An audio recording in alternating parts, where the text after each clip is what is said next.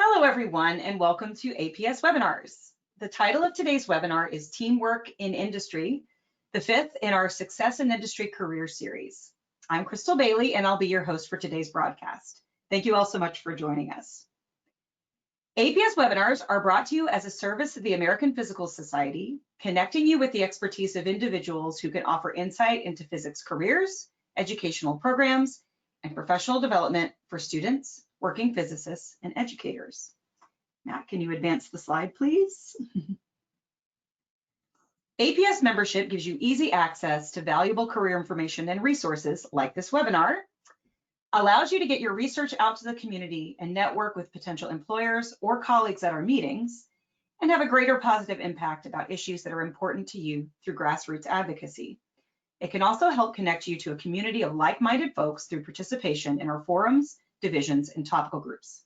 If you are not yet an APS member but value the things that APS provides, we do encourage you to please consider joining today by going to that URL at the bottom of the screen. Next slide, please. So we'll introduce our speaker in just a second, but there's a little housekeeping first.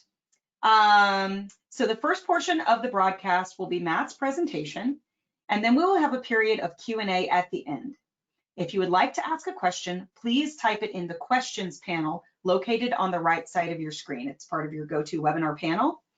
You can submit questions through the questions panel at any time during the broadcast, and we will answer them at the end. You can open and close the GoToWebinar panel. You see there's a little orange arrow on the left of that panel that can open and close it. So if you need to have a better view of the screen. And of course, you can always access your audio options by clicking on the audio pane that's in the GoToWebinar panel.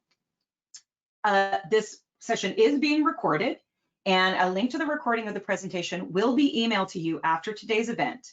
We'll also make it available on the webinar homepage and on the YouTube channel. We do ask that you are patient with us and allow us 48 hours to upload those videos. And also, we encourage you to complete the survey as you exit today so that APS Webinars can improve its ability to provide you with these valuable services. Next slide, please. Lastly, before we dive in, I just want to mention that the Success in Industry Career Series is going to continue on through May 2021 with a little pause in December, give everybody a little bit of a break. But firing up again in January 2021, we have some really exciting topics coming up. We're going to talk about understanding intellectual property. We're going to talk about applying skills to practical problems in industry settings. We're going to talk about project management and so much more. We're really excited about the programming we have for you in spring 2021. So please make sure that you don't miss a notification of new broadcasts. Go to the URL, go.aps.org/APS webinars, and sign up for that mailing list. You can sign up for the Success in Industry Career Series and other series that you might be interested in getting notifications about as well. Okay, now with that, Matt, can you advance one more slide? I'm very happy to introduce our speaker. Dr. Matthew Thompson is Technology Development Manager at BAE Systems and is also the chair-elect to the APS Forum on Industrial and Applied Physics. Before joining BAE, Matt was Director of Physics at TAE Technologies Incorporated, where he worked on nuclear fusion and associated technologies. Matt has also been heavily involved in mentoring young scientists and has even created his own excellent website I highly recommend, theprosperousphysicist.com, where you can find lots of great industry career-related advice, profiles, all kinds of neat resources. Matt also serves in multiple APS leadership positions, including the APS Committee on Careers and Professional Development, and is the co-founder of the APS Impact Mentoring Program. And with that, Matt, I'm going to turn it over to you. Take it away. Well, thanks so much, Crystal. I really appreciate that kind introduction, as well as the invitation to speak today. And thank you to all of you who have joined and our webinar today. Welcome. So today's topic is teamwork, and more specifically, what teamwork looks like in industry. And it's an important topic. I mean, in some sense, it's a little like motherhood and apple pie. Nobody speaks against teamwork. But it is important to understand really what that means for us what teamwork looks like in industry, because it's likely that it looks a little different than what you might be used to from your academic training. And it's also important to understand how we can get better at it, because as we're going to see as we talk, it's a very important factor in your future career development. So we're going to hit those three things: why teamwork is so vital, understanding the types of teams and organizations that are out there, which will help you understand where you may fit in best, because it's all about matching up your personal preferences to the kind of team environment you like to work in and you can perform your best in. I'm also going to give you a little bit of insider perspective on how bosses think about this, so you can get a little behind the lines intelligence. And then we're going to talk about how you can practice and get a little bit better at teamwork. And throughout this, so you're ready, we're going to have a couple polls so we can see how you feel about some of these topics that I'm going to introduce. So why is teamwork so vital? Our culture really idolizes this idea of the lone genius, right? We can see that happening right now with figures like Elon Musk. But if you go back, you probably all learned in grade school that Edison invented the electric light, right? Famous American story. But the reality is, bringing any advanced technology to market, to fruition in the real world, really takes a team. You really cannot accomplish very much completely by yourself. You can be the idea person, you can generate new and exciting ideas, but it's really difficult to execute by yourself. And in fact, what gets left out of the story very frequently is that Edison already had his Menlo Park lab, already had a substantial staff when he did go to work on the light bulb. So it's not so much that Edison invented the electric light, it's more like Edison's team invented the electric light. And this is true of just about anything. If you want to accomplish something of significance in the world, of significant scope, you're really automatically in the realm of teams and organizations, because that's really what's necessary to advance the ball on complex topics. Now, I really hate to say this, and I love Tesla, but he's not exactly the model of teamwork. Everyone will agree that he was a brilliant scientist and engineer, but one thing, again, from his story that you don't always hear is that he struggled throughout his life with teamwork, with the business side of what he was doing.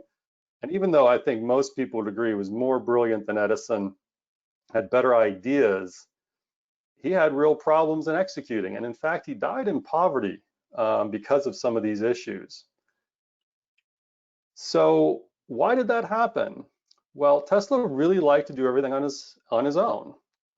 He was extremely brilliant, more brilliant than most of the people around him, and he figured he could do it himself better, which wasn't really the case in the end, because again, no matter how brilliant you are, there's just a limit to how much you can do by yourself. And a lot of us really have that opinion or that ethos, at least when we start, right? And this is not a bad thing in school. That's an important thing to realize, because when you're learning, it actually makes a lot of sense to do everything yourself. That's how you learn. I learned how to solder, how to do vacuum work. But when you enter industry or a larger environment, you have to kind of change that perspective. And what worked really well when you're learning doesn't necessarily work really well when you're trying to produce results in a bigger organization. And before then, we get into some specifics on what those organizations you might encounter out in industry look like, I wanted to take a minute and get your sense, right? What do you think the approximate upper bound on the size of an effective team is? I'm going to tell you what the sociologists and the people who study management think in a minute, but I'd like to know what you think. Is it 5 people, 15, 50? Or is this really the wrong question to ask? And you have a team that's effective of any size, really. So Crystal's going to put up a poll, and we're going to get a sense of your idea on the subject. So yeah, just click your answer on the screen. We'll give about 10 seconds for everybody to answer, and I'll do a countdown.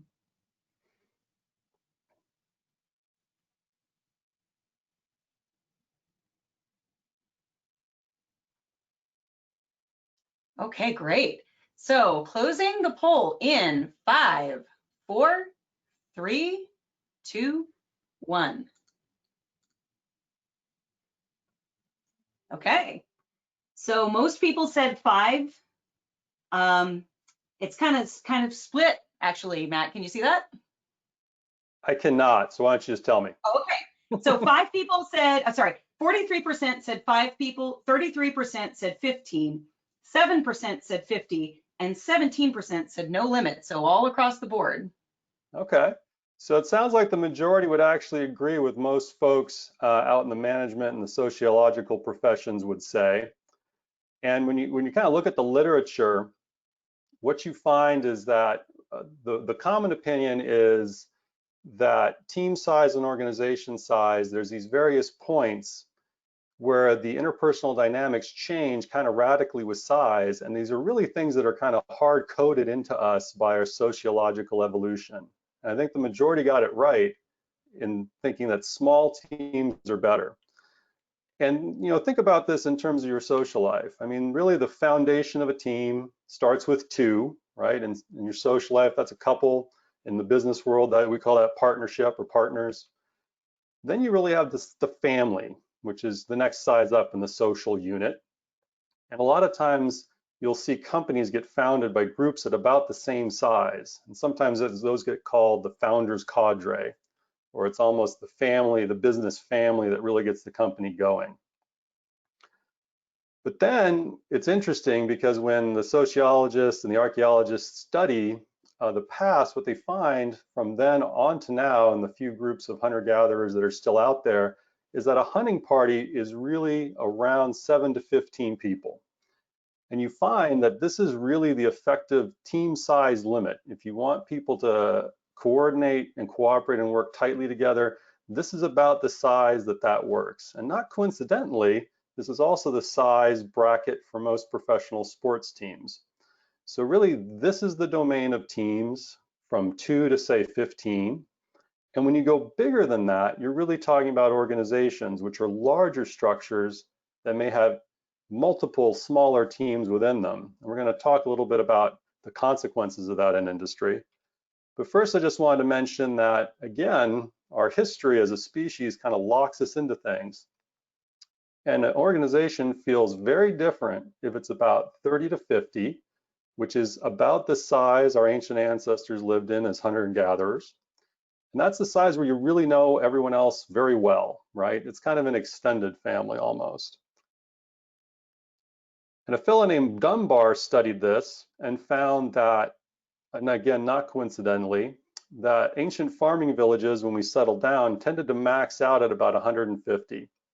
And he theorized that this is about the size limit where you can individually sort of keep all the social relationships in your active memory, right? It's sort of the human limit on being able to keep those relationships in your mind. And past that, things start to get impersonal. And that's when you talk about in politics, now you're talking about kingdoms, empires, or large corporations. And this really struck me because I lived through this. I was once at a company for multiple years that went from 30 up to 200. And it was amazing how much the feel of that changed when we went from about 150 to over that number. And it became, you needed more structure, you needed more formality to keep that organization going. So again, when we're talking about teams, we're really talking about, say, 2 to 15, but then those are embedded in larger organizations. The next thing I want to talk about is the type of teams. So here I'm going to borrow a metaphor from a man named Peter Drucker. And if you've never heard his name before, he's kind of a Richard Feynman-esque character out in the world of management. He invented a lot of the discipline, a very famous person. And what he noted is that when you do have these teams from say 2 up to the size of 15, sort of a sports team, they can really function in one of 3 different ways.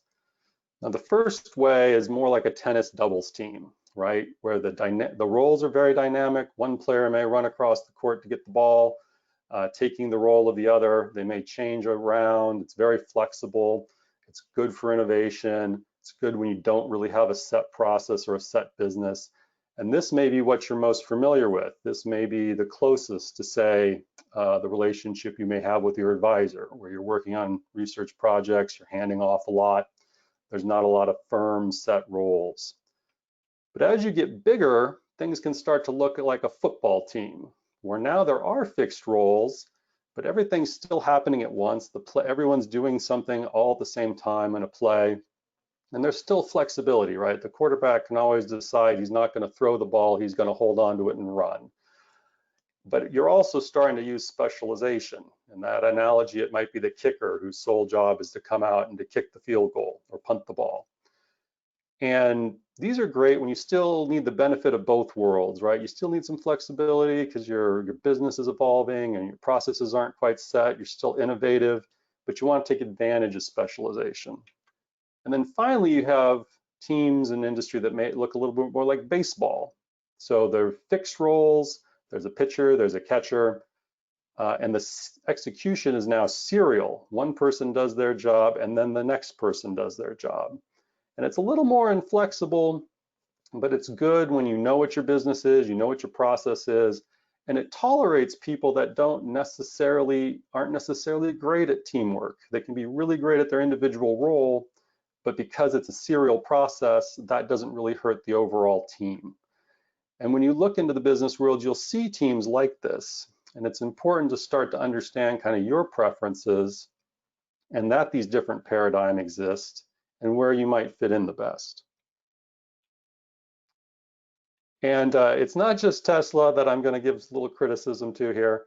You know, Edison had his own issues, and it's interesting because if you hearken back to this thing about organizational size, Edison was really great at personal team leadership. He was great at organizing a relatively small group of people to help him execute his vision. But it was really sort of him and his helpers. And when things got bigger, when they got to that Dunbar number around 150, he could never really give up the personal boss aspect. And because of that, he actually got fired from his own companies a bunch of times. The boards of directors would actually take him out of the CEO role and replace him with somebody else to help the company work better. And this kind of foreshadows something I'm going to hit later, which is, you know, it's not always easy, this process, and there's a lot of flexibility and a lot of dynamics to teamwork in industry and how it works at different levels in different organizations. But since we're talking about bosses, we're going to segue now into sort of the behind the scenes view of how bosses think about some of these things and how they're going to be thinking when they may be looking to hire you or have you come on their team. And so let's talk about Tesla again. How would a leader see having someone like him, who's a great individual genius, but maybe doesn't like to play well with others, prefers to do everything his own way? Well, it's really hard to be a leader and be like Tesla and want to do everything yourself. I have actually seen that. It doesn't usually end well because, you know, in a leadership position, you really have to be outward focused, build your team, get people to work together. But you can hire folks like Tesla, and famously Edison did, and profited handsomely from his work. You know, again, the famous story where he worked for a year to redesign the dynamos from scratch. And then equally famously, he didn't get his bonus that he thought Edison had promised him.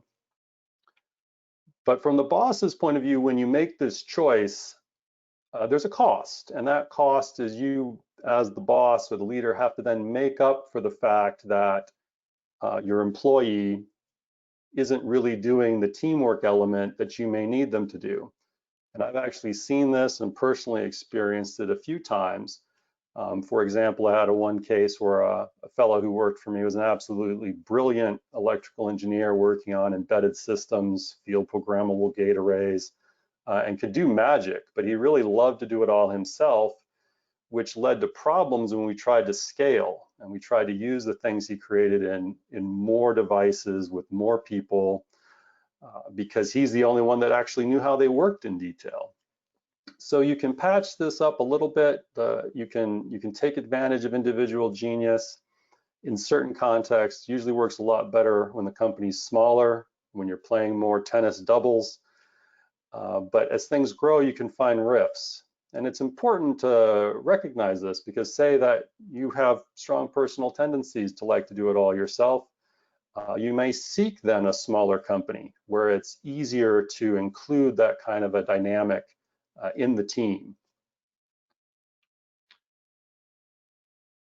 So speaking of how teams get built and staffed, next poll.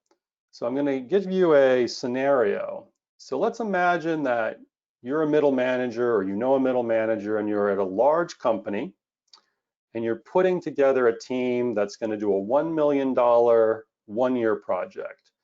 So that's a significant amount of money, but it's actually not that huge by industry standards. And 1 year, again, it's a long time, but it's not extremely long. Where do you think, when that manager goes to get people for her team, where do you think she's going to get them from? The most likely place. Will she mostly hire them externally, post a job ad, hire people in? Will she permanently rehire internal employees? That happens, right? Everybody posts their jobs internally, and people, shift around on a permanent basis. Will she mostly get existing employees assigned to her part-time for the duration of the project? Or do you think she'll get contract workers? That is, people that are given temporary contracts from outside to come work on her project. What do you think's most likely in that scenario? Go into the poll. Okay, I'm launching the poll now.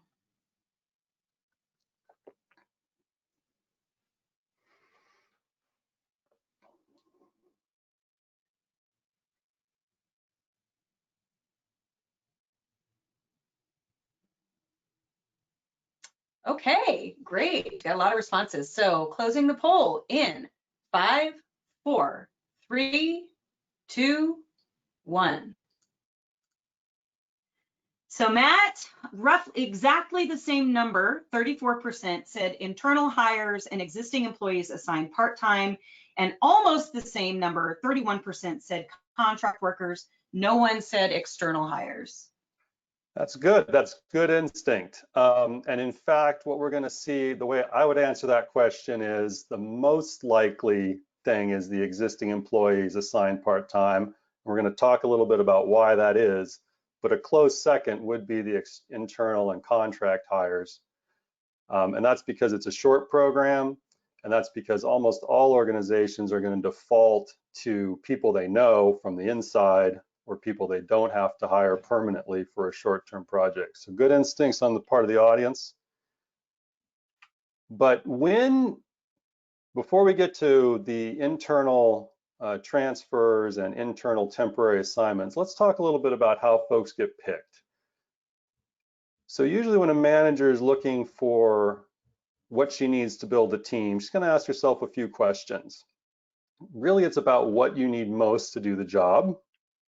And first, you're going to think about missing skills, right? And so this would be the difference between, say, we're doing a big software project and we have a lot of Python developers, but we don't have anybody that knows C++. So now we're going to have to get someone who knows C++. You may have a different scenario.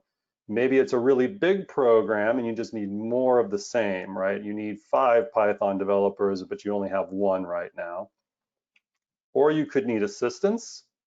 You could have a situation where you have a much more senior person, maybe a senior scientist like a Tesla, who needs help because he's right now has to do a lot of things that he doesn't need to do and are taking his time. So we need to get him an assistant to take on some of the lower level work for him. Or maybe she's getting her team's getting too big. Again, right back to that hunter-gatherer team size. It's really hard to manage a group that's more than about a dozen people. Again, that's back to that hunting party size. So when a particular group, when a manager has more than, say, a dozen direct reports, they're probably going to want to start splitting it up and getting more leadership. And as we alluded to, the first stop is probably going to be internal assignments. And the first question she's going to ask, or her boss is going to ask, is, can we get what you need from the matrix? Now, you may or may not have heard this term before, but it pervades an industry, so we're going to spend a minute explaining what it means. So matrix management's a very common industrial practice. And really what it is an attempt to help solve this problem that a big organization has to have many smaller teams. And in a large organization, especially one that does a lot of research and development, projects change a lot. So there's a compromise that developed called matrix management, where a person will tend to have what's called a line manager. And this would be the person that does your time cards, does your performance reviews, finds you assignments. They're sort of your permanent boss. They don't actually direct your day-to-day work. For that, you have a series of project managers or program managers.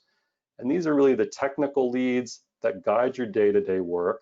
And you usually get split up amongst them. And it depends on how many projects you might have going on at once, but you may work 50% for project A, 25% for project B, maybe another 25% for project C.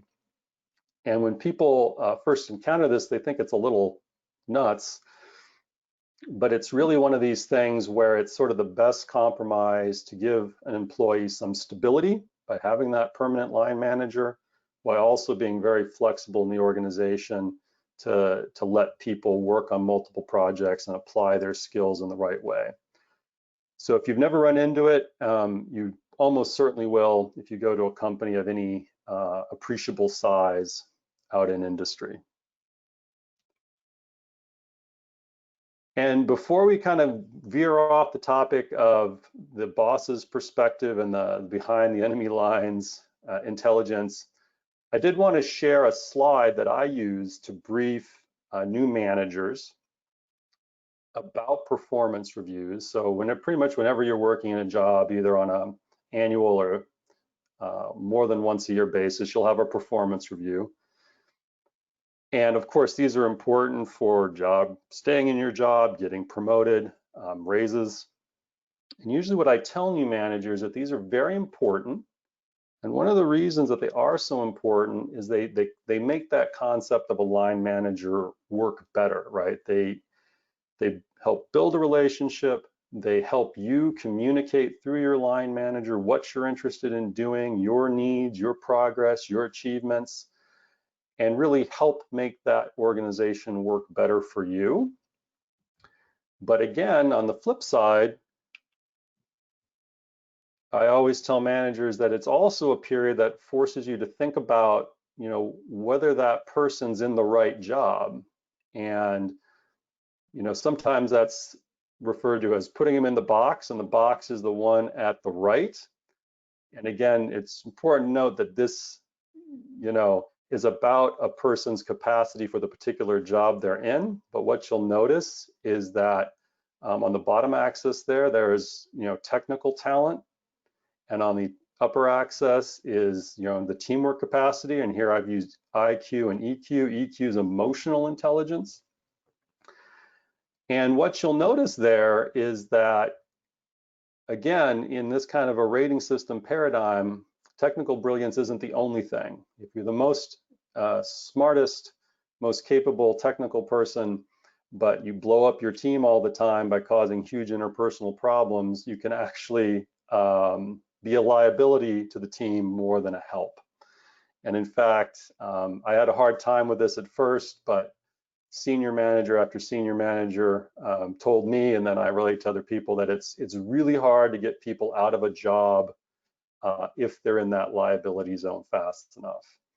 And if you want to see someone else say this, you can go on YouTube and find a talk by the CEO of Netflix, in which he refers to this as not putting up with brilliant jerks, because he feels that even though they may have an enormous technical contribution, it doesn't overwhelm the detriment to the team.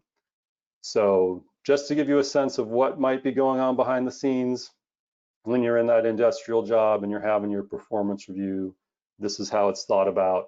And by the flip side, having strong emotional intelligence and teamwork makes you in that star zone, even if you're not the very best at the technical end of your job.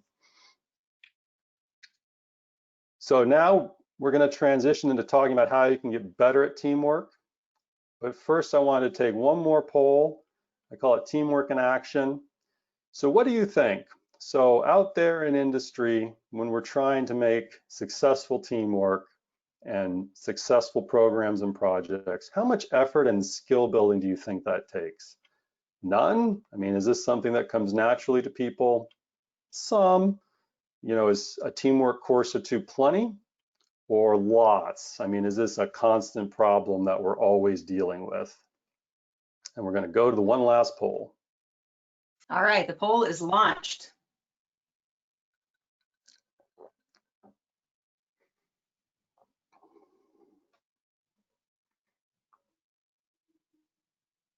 Okay, lots of votes coming in. Excellent. So closing the poll in 5, 4, 3, 2, 1. Okay, well, we got a pretty strong feeling that it takes lots. 82% says it takes lots, 18% some, and no one thinks that it takes no effort. Now, to be fair, that was a bit of a layup, but I really wanted to do it anyway because to really drive the point home that absolutely it always takes a lot of effort. People are people, as I'm sure you've known at all sorts of trying to collaborate in your own lives. This is not something that comes easy. And in fact, what I like to say is, teamwork is a performance art. And successfully creating something in the world, with your fellow beautifully flawed human beings is an effort. And, people being people, the common thread in teams and trying to accomplish things, folks have different weaknesses and strengths. That's one thing that, things like matrix management were invented to help moderate, to try to slot people with different strengths in the right spots, but it's not always simple. Folks on a team can have divided attention, their personal life, other projects. They cannot be that interested sometimes in what you're trying to do, right? They can have different levels of engagement, and sometimes, folks just don't care that much. And overcoming all this and still helping everyone come together as a team and achieve something is very necessary in industry and the world in general, but it takes a lot of time, it takes a lot of effort.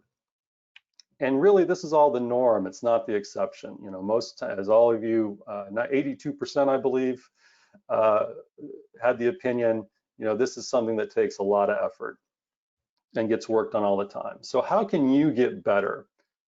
So again, I say it's a performance art. So I'm going to give you a few reading suggestions.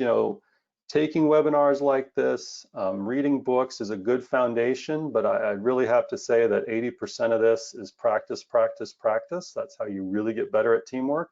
We're going to have some suggestions on how you can do that to boost your job performance right now and your application the next time you look for a new job. So if you are looking for something to read about this subject, I have to point you towards the business world because they have invested a lot more time and energy on this topic than team physics has.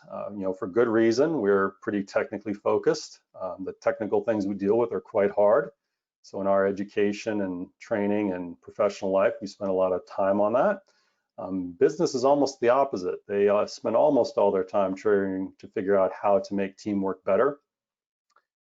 And to give you one small example, there's a fellow named Zig Ziglar. He was a famous motivational speaker and sales figure in the 20th century. And here's what he said that was his famous quote and really gets right back to that, how important teamwork is. How your attitude, not your aptitude will determine your altitude. And that's his expression of exactly what I was trying to convey in that star zone plot. Sometimes how you do your job and the attitude you have doing it is almost more important than your technical aptitude for the job. Both are always key, but you have to remember that both are equally important. And if there were two books that I could suggest that you read, they would be these. So I have always been a favorite of the fan of the classic How to Win Friends and Influence People by Dale Carnegie. Now, he wrote that book in the 30s. I like the classic version. There's also an update written a few years ago by his foundation. And this is really the classic manual on how to deal with people, which is a lot of what teamwork is, as well as there's a whole section of the book devoted more directly to teamwork. Definitely worth your time.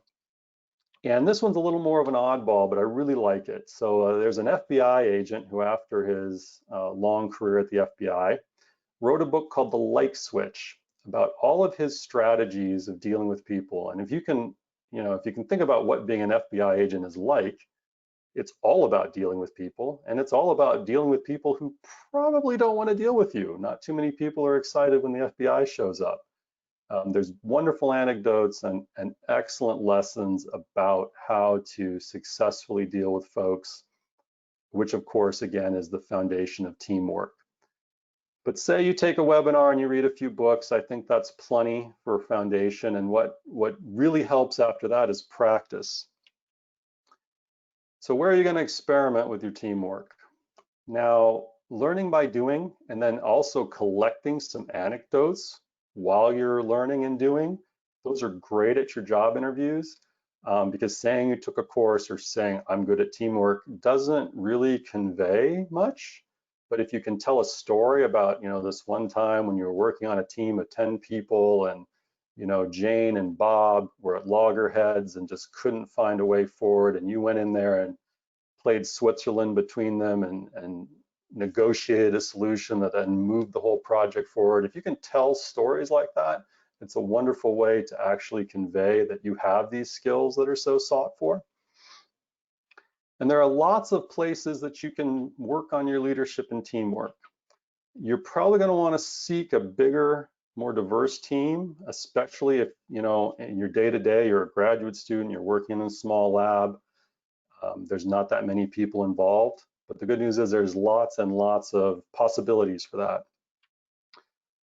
The American Physical Society, which is bringing you this presentation, has lots of forums and sections, all of which have volunteer executive boards and committees. We welcome student participation. We welcome the participation of any physics professional. You can stand for election for these. Same thing with the Society of Physics Students.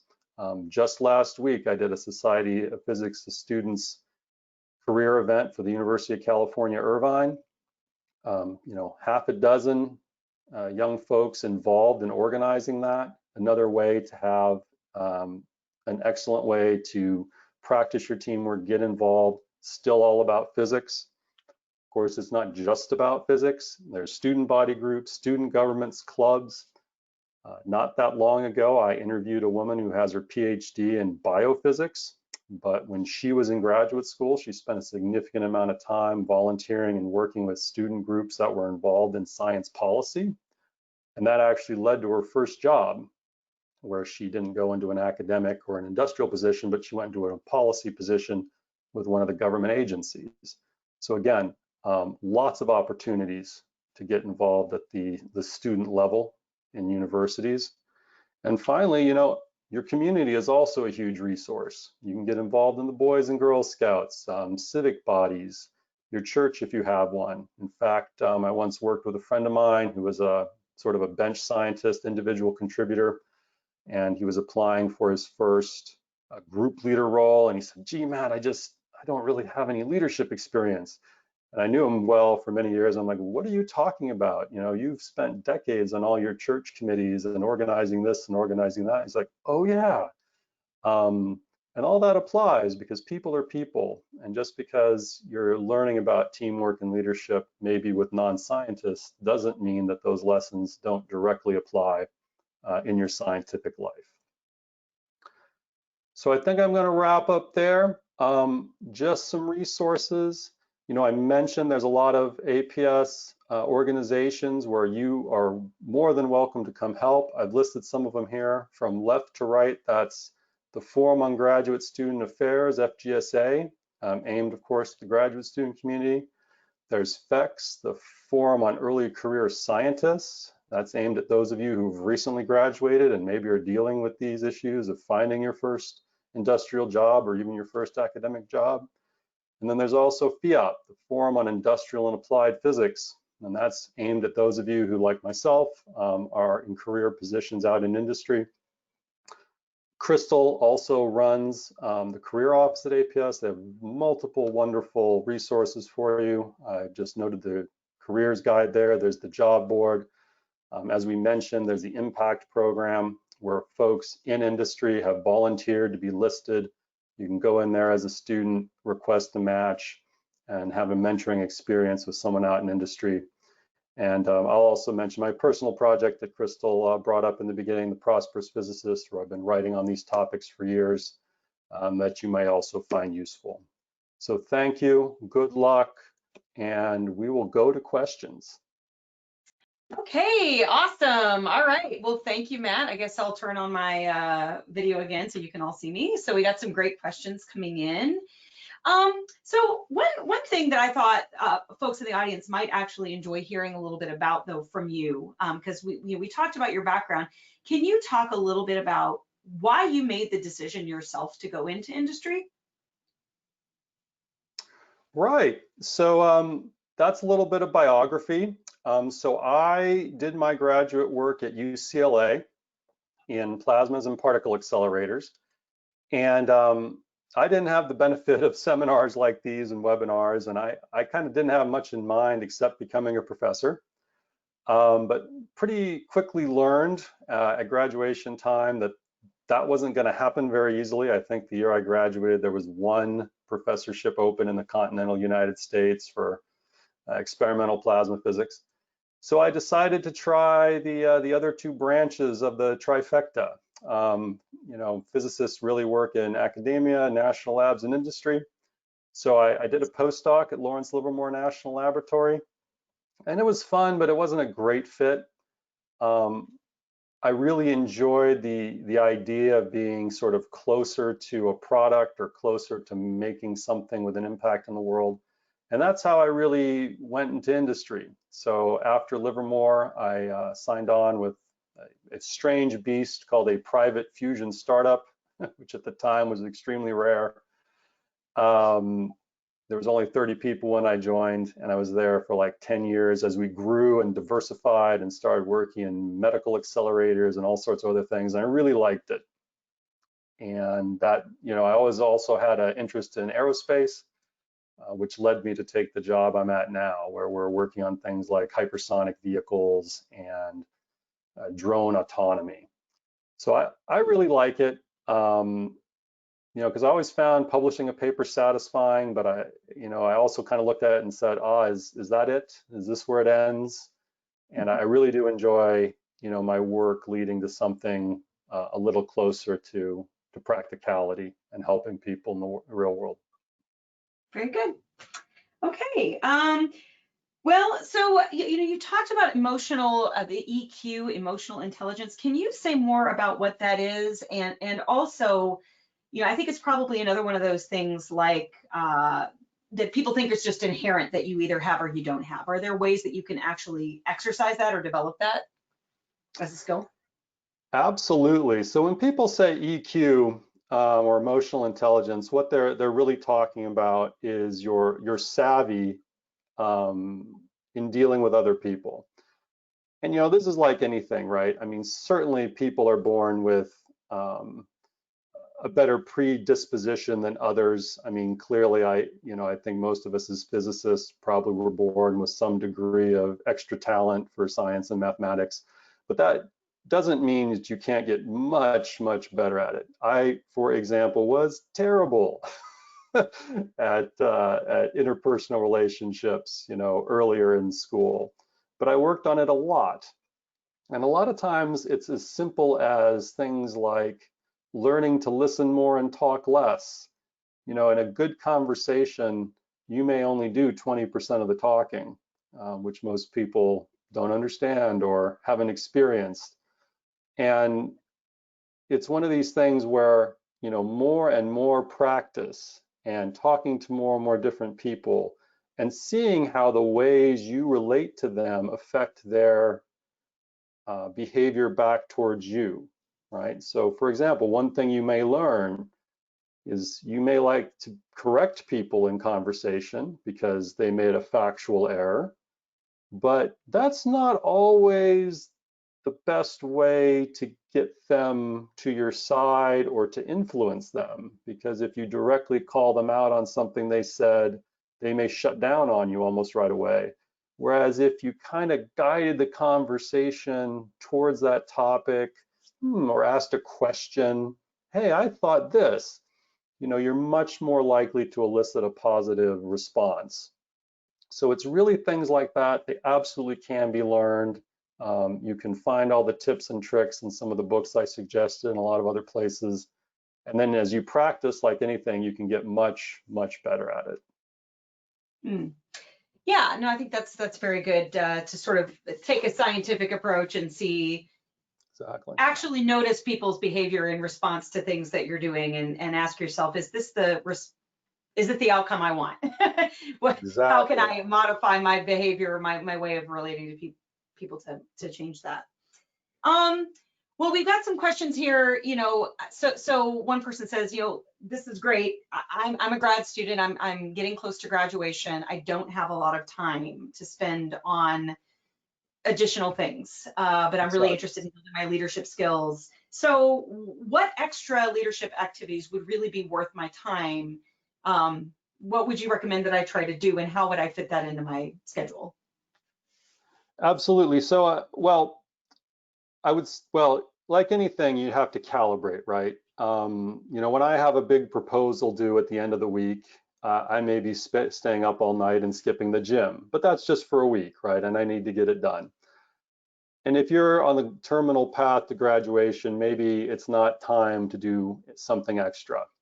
But I do think it's extremely valuable to when you're past like a crisis point and you're more in like the general cruise altitude of life, to invest in these things. And it's fine to start small. Maybe for you, it's just, I'm actually going to go to the mixer when we have mixers again in person after everybody gets vaccinated. And I'm going to talk to 3 strangers, right? That could be a simple way to start. Or you could say, oh, I really want to volunteer for an organization. So I'll start with a small role. I'll see if I like it. Maybe I'll go to a different one. So there's a lot of small ways to get involved. I think as you do more, like anything, at the first it's hard, right? If you're going to a mixer a week and talking to strangers, it's difficult at first, but the more you do it, the easier it gets. You learn what you like. And in terms of freeing up time, this is always a problem. I have 2 kids, full-time job. It's difficult. I mean, at one level, you do have to commit to it. It's like diet and exercise, right? You have to do these things if you want to be healthy. I think it's sort of the same way. If you want to have a healthy career and build your EQ, you need a certain amount of this. And there's lots of time hacking tips, I should say. 2 of my favorite is, I basically stopped reading books. And I know that sounds awful, but just wait a second. Audible is a wonderful thing. So I basically turned all my driving and workout time into reading time, which then freed up other parts of my day. And the other thing is I kind of really cut back on the news. It's so easy to get sucked into reading the news on your phone or watching it on TV. I really try to limit myself to kind of the weekly synopsis, maybe an hour a week. And that comes recommended by everybody from me to some famous leaders to the guy who wrote the 4-Hour Work Week. So I find that very helpful. Very good. Yeah, no, that makes a lot of sense. Good tips there. So we have a question in, should I focus on IQ or EQ in grad school? What's more valued during interviews? And I think this was related to another question we got earlier, which is, I'm assuming with this question that this person is asking with interest of going into industry careers, obviously, because Sure. The answer might be different depending on where you're going to go. But if you're talking about going to industry careers after grad school, not just what should you focus on building more, but also how do you market that? And that was another question that came up, because we know with resumes, your resume is the first document that people see. When you Yep. get into the interview, you can tell those stories, but what about getting into that point, and how do you sell your leadership skills or EQ at that stage? Absolutely. So obviously it depends a little bit on what you're aiming at. We'll take the path that you're aiming at, maybe an industrial position, but actually I don't think it's all that different. I mean, even if you're planning to go into academia, exclusively focusing on the technical may not serve you the best, because even as an academic, you're going to need to understand how to influence people, preferably people who give you grants, as well as working with your fellow academics in the department. And so when you get to, say, the resume, this is where it can be helpful to have something concrete, right? So you can say, I'm going to go to 3 mixers a week and learn how to talk to strangers. That's hard to put on your resume. It might give you some anecdotes, but it will set you up to take maybe a position somewhere. And say, you want to start small and you're treasurer for your local Society of Physics Students chapter, right? Maybe that's not such a big commitment, but now you have a concrete thing that you can put on your resume. Because a lot of times, especially in those first couple jobs, the thing employers worry about the most is if you're going to be able to make the transition. Because especially if you're going all the way through a PhD, you've known nothing but academia, employers worry that you're not going to be able to shift your mindset. Because when you go into industry, it's suddenly going to become not just about ideas, beautiful ideas, and writing nice papers. It's going to be more about concrete results and deadlines. And if you can show in your resume that you have this broader perspective already and that you value some of these things, oh, Jane was treasurer. She must know something about, money and accounting, a little bit at least. That's going to give you a plus up versus someone who just has what I call the plain vanilla resume, which I went to school X and here are the courses I took. Mm-hmm. Yeah, so it sounds like maybe the real answer to that is you don't want to be in a position, to the question of which is more important, IQ or EQ. I mean, EQ is harder to sort of codify in something like a resume, maybe. I mean, you gave some great examples, but I think the key thing is you want to avoid, if you're applying to an industry position that says leadership skills is important, to not have a single thing on your resume that indicates that you've done anything but go to class, right? And do Exactly. projects. Yeah, no, that makes a lot of sense. And they don't have to be major things that you're highlighting, any sort of volunteer leadership position that you've been in. Yeah, I think that's really helpful. Okay, we have another question that's asking about opportunities to do internships or some sort of volunteering in industry settings as a grad student. Now, this is a little bit of a sticky topic, I think, because a lot of students are, they run into the fact that their advisor may not be supportive of them taking time to go volunteer or do an internship in industry. Do you have any advice for someone interested in that? Well, again, your advisor is another person to influence. So working on your EQ can help you there too. So I would think, often, and that, gets into a whole different set of skills. Maybe we'll do a webinar someday about negotiation or influencing. So your situation best, but for example, if your advisor is dead set against this idea, maybe it's because they don't understand it. Maybe it's because it's their knee-jerk response, but maybe it's because they don't see value. So one approach, if you do say, if you are interested in this and you go to Impact and you get a couple industrial mentors and you start to identify more opportunities in industry, you come up with concrete examples of internships you could do, And then most importantly, try to understand how that could be helpful to your advisor, right? Then go sell it to them. So then you have a concrete proposal, you have concrete reasons why it's going to benefit them, and they can see past, well, you're not going to be in the lab working on what I want you to work on for 3 months. Maybe you're going to bring in new relationships, maybe you're going to bring in new possibilities for collaboration, for funding. Then they've got a reason to say yes. So I think whenever you're facing a more difficult negotiation, you always want to set up a scenario where it's as easy as possible for the other party to say yes for their own interests, not just yours. Yeah, Matt, that's a really excellent point because, yeah, I mean, one of the things that we really try to do at APS is help advisors understand. And I don't know if any of y'all saw the first webinar in this whole series, which was why you should consider a career in industry, where I gave all the statistics. But you know, between 60 and 70% of all PhDs in physics in the workforce are in industry. It's some number that's huge like that. And so, you know, any advisor who's dead set against you pursuing an industry career is probably maybe a little bit out of touch, you know, about the reality of the situation, and also that there are tremendous opportunities for students to go and have very fulfilling careers in industry. So yeah, but I like your idea, Matt. If it's not enough to tell the advisor, look, this is good for me. You're supposed to be invested in my well-being and my professional success. If that's not enough, maybe form a partnership with someone through the impact program. Find an industry person who you'd be interested in working with and work out your proposal, right? Because that proposal way of thinking is another great skill.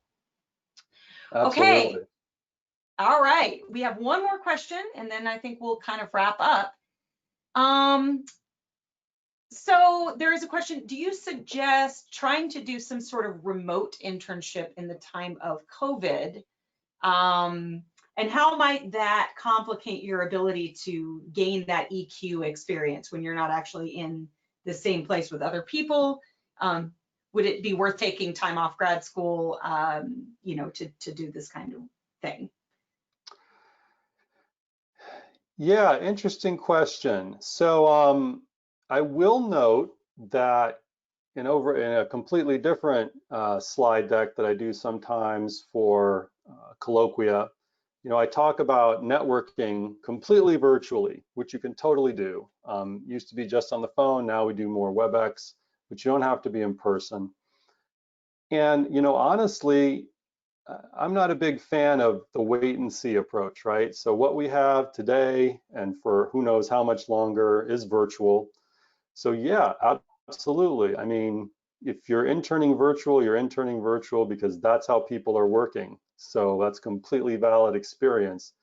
And it does help your EQ. It's slightly different ways. In fact, just today I was on a call at work where we were talking about these issues. And people were discussing how much more attuned they are now to the tone and timbre of people's voices as an indicator to what they're thinking and how they're feeling. Because in a sense, it's like we're all blind, right? We never see anybody anymore. So like a blind person, our sense of hearing's going up. So it's absolutely useful to continue and do a virtual internship to gain more experience for exactly the same reasons it's valuable to do an in-person one. You know, again, whether that's right for you and your situation is just something you'll have to judge. You know, again, if you're on the glide, you know, 6 months to graduating, maybe it's best just to get that in the bag and then worry about internships or extracurricular activities afterwards. Yeah, but and just to add to that though, I do want to say it is the norm. It is what everyone is doing. I mean, I could just imagine as a graduate student doing things through Zoom, you may not realize the whole working world is doing this. This is where we all are right now. And I will also say that in terms of what's on the job board, like the APS job board, who's hiring right now and has been hiring throughout COVID, things have really not slowed down very much on the job board. We've seen a lot fewer academic jobs being advertised, but industry and particularly national labs, there are tons of postings right now on the APS job board if you wanted to check that out. So yeah, there are a lot of opportunities. And so with that, I think it's time to wrap up. It's all the time we have for the official webinar. We apologize if we did not get to your questions, but you can always follow up by sending an email to webinars@aps.org, and we can forward your questions along. I also want to remind you, this was recorded, and the recording of this presentation will be sent to all of you via email. In about 48 hours, you'll receive that email. We'll also upload it to our YouTube channel and the main webinar page. And lastly, please take a moment to give us feedback as you leave. As soon as you leave the webinar, a survey will load, 5 questions, very easy, but we really would appreciate your feedback so we can keep improving our ability to provide you with these services. So with that, I'm going to say thank you to Matt. Thanks, Matt. Well, thank you very much, Crystal. It was my pleasure. Thank you for inviting me. Yep, and thanks everybody for coming. American Physical Society, copyright 2020, all rights reserved. Bye-bye.